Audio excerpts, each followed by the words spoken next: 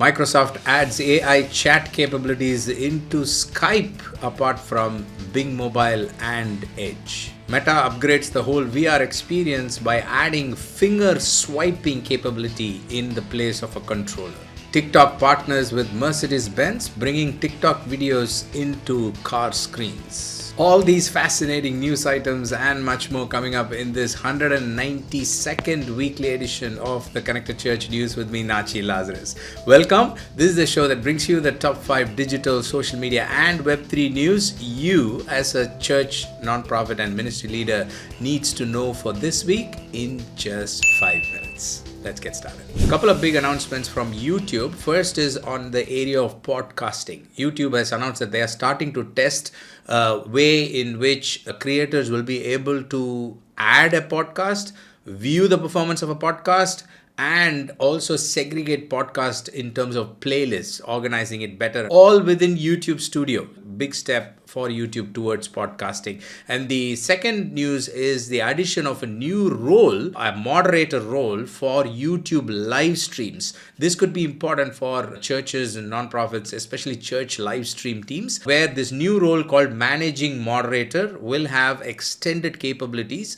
And this person with the role can actually remove chat messages, put users on timeout and moderate. So I think it's going to be a useful feature. We'll link to the details in the show notes. Microsoft is moving fast and capitalizing the momentum that they've gained by the whole Bing and ChatGPT integration, bringing AI features into their tools. Now they've made a big announcement related to Skype. As you all know, Skype was one of the leading chat and calls tool that many people used before the arrival of Zoom and other tools. So now Microsoft wants to revive the interest in Skype by adding AI capabilities inside Skype. So it'll be very interesting to see how this takes off. And this is in addition to adding AI into other areas like Bing Mobile and Edge and those kind of apps that Microsoft already has. Microsoft wants to just spread the AI capability across all its tools and make the most of this traction that they've been having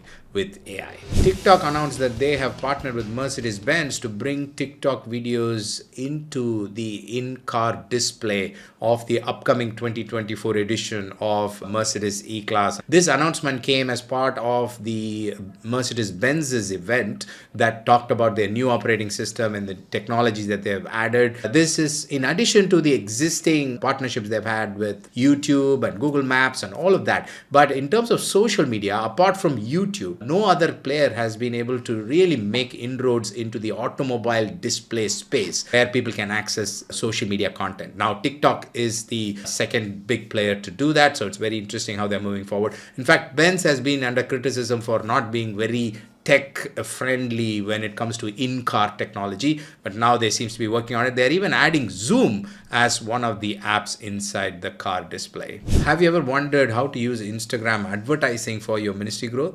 Or have you tried using Instagram ads and still did not get the kind of results that you are looking for? Then we've got the perfect workshop coming up for you, Instagram Advertising Strategies Workshop. So I'm going to go into the details of Instagram ads and also give you strategic inputs on how to get the best results out of one of the largest advertising platforms and most effective advertising platforms that Meta has in place, using both Facebook and Instagram platforms to get you the results that you're after. Don't miss this event. You can register at cca.live. Do check out that link, and all the details regarding the dates and everything is available on that page. Check out cca.live. I'll see you inside the workshop. Meta is bringing an upgraded VR virtual reality experience by adding an experimental feature called Direct Touch. The announcement says with version 50, we are rolling out a new experimental setting called Direct Touch that brings Meta Quest 2 and Pro closer to an intuitive hands-on experience. The announcement says you can now use your finger to swipe through VR environments instead of using just the controller. So bringing in that finger swiping capability emulates the mobile and a tablet app usage environment that people are used to, because one of the biggest challenges with VR is the whole thing is unique and it's not something that people are comfortable with. The whole headset and the controller and holding it and having to do new things. But if you bring people's existing habit formation into the environment, then it makes it much more adaptable. So an interesting move from Meta. In our Web3 news, we have a couple of interesting news items. One from the Tezos Foundation that promotes Tezos blockchain protocol, announcing that they have tied up with Google Cloud to develop Web3 infrastructure. The announcement says the collaboration includes Google Cloud becoming Tezos network validator or baker, and Tezos helping Google Cloud's corporate customers deploy Tezos nodes to support Web3 innovation on the Tezos blockchain.